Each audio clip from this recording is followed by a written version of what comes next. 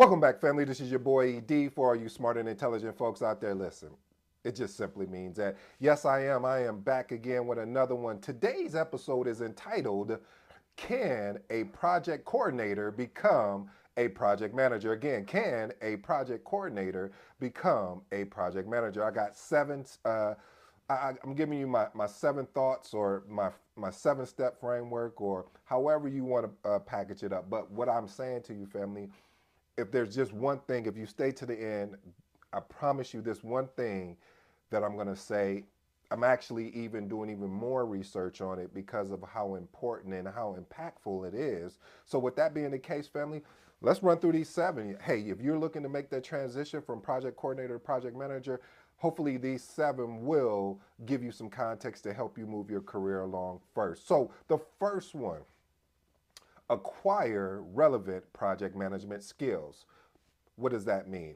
What that basically means is in the framework of project management, we all know that the process group, initiating, planning, executing, monitoring, controlling, and closing. So if you have an opportunity to work on projects that will give you that framework of those five process groups will allow you to get indoctored into this thing we call project management. So by taking on the full and also including some other aspects like budgeting and risk management, but it requires for you to actually want to go seek these skills. So try to find different ways, and I'm going to help you through that with my point number two, which is again, expand knowledge and expertise.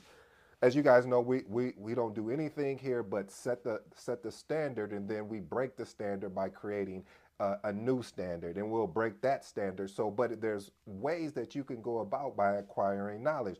The first thing I would recommend if you're a project coordinator, I would really try to work on honing my craft as far as understanding basically getting a deeper look into your craft of project management.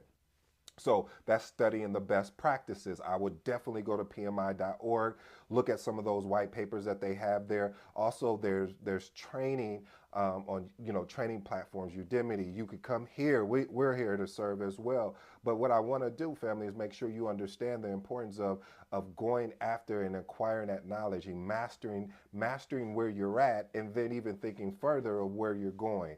My next thing would be take on additional responsibilities. I know that's extra work. I know that this could get in the way. You may think it's getting in the way, but actually it's not. It's actually creating an opportunity. How many times have you ever, let's say you started something and stopped it, or said, hey, you know what, I really want to be this or do this, and then you get into that thing and you realize it's not what you want to do. So that's why I recommend taking on additional responsibilities, and that could look like, hey, let me see if I can work with other project managers to see how they're running projects in a system. If it's just basically taking notes, or if it's just following up with people, but this extra work will allow you to have a better understanding of what a day-to-day looks like for a project manager. And I'm gonna be honest with you, it would truly help you be able to grow too, because then you'll know right away. That's why internships are important as well. I don't want to leave that out, because that'll give you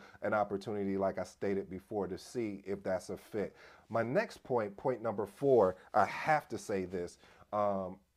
If someone tells you don't need a mentor, I really don't know what to tell you. I mean, I'll borrow what Dan Kennedy said as far as taking the follow. You don't have to go and set the new trend. You don't have to do that. There's pioneers that have taken, as Dan Kennedy said, there's pioneers that are taking arrows in their back for them.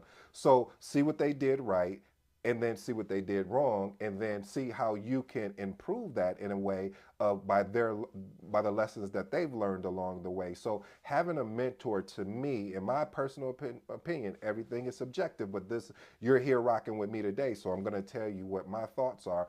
It gives you, watch this, the shortcut to understand, hey, I tried that, and let me give you my notes. That's what I call mentorship. It's just basically you're trading notes back and forth. And make sure, family, when you do find a mentor, that the amount of work that that mentor is going to pour into you, they're going to ask the same of you. So if you're saying, hey, I want this, and you don't, and you're not showing up every day to act, to really participate in your career, then how can you get mad at your mentor if he or she is not assisting you or helping you along the way? So having a mentor is very important. I'll even break it down even further.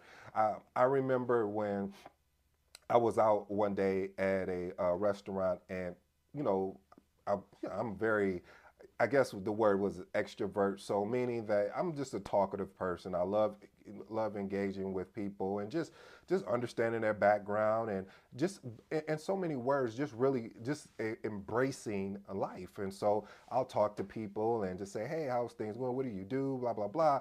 And what I learned along the way is that some of the most successful people that I've ever spoken with or engaged in, they've had mentors. And I know sometimes the stigma is, well, I don't want to have a mentor because what if they misguide me? But that's why it's up to you when you do go seek your mentor that you go and do your homework. So I won't carry on like that. If you can't see, I'm very passionate about mentorship. The fifth point is work on your track record. Basically, work on building a track record where you can be counted on and be success. I mean, be counted on and be looked at as an asset and not a liability. How do I go about doing that?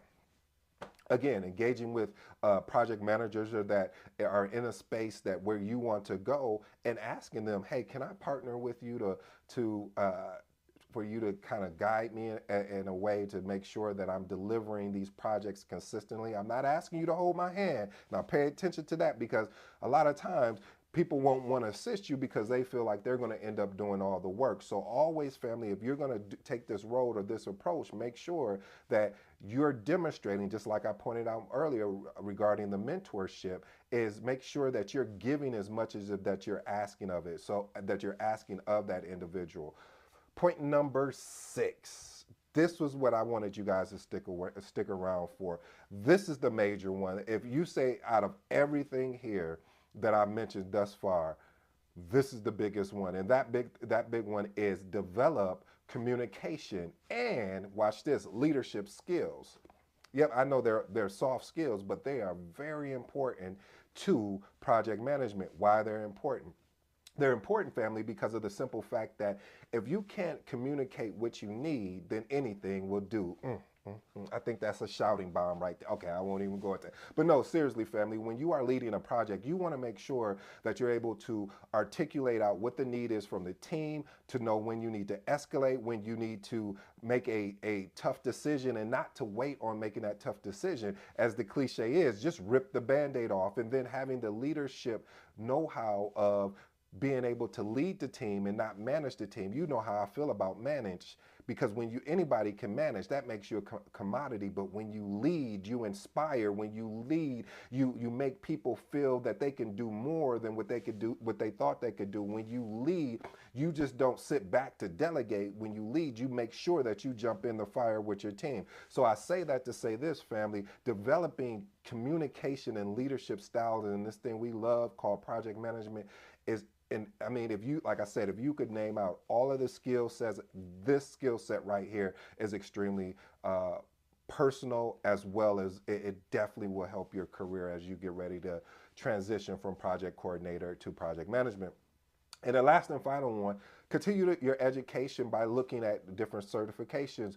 If you're making that transition from project coordinator to project management and you have the experience, I will recommend going after the project management professional, or what we call the PMP.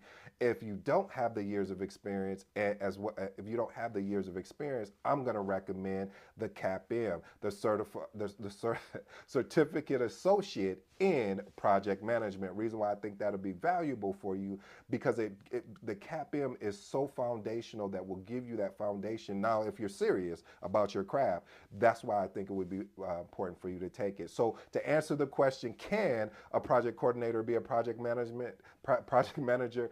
Absolutely, 100%. But guess what it's going to require? It's going to require work. It's going to require dedication, and making sure that you create a safe circle of people that want to see you progress and grow. This is your boy ED. I hope you enjoyed today's episode. I'm out.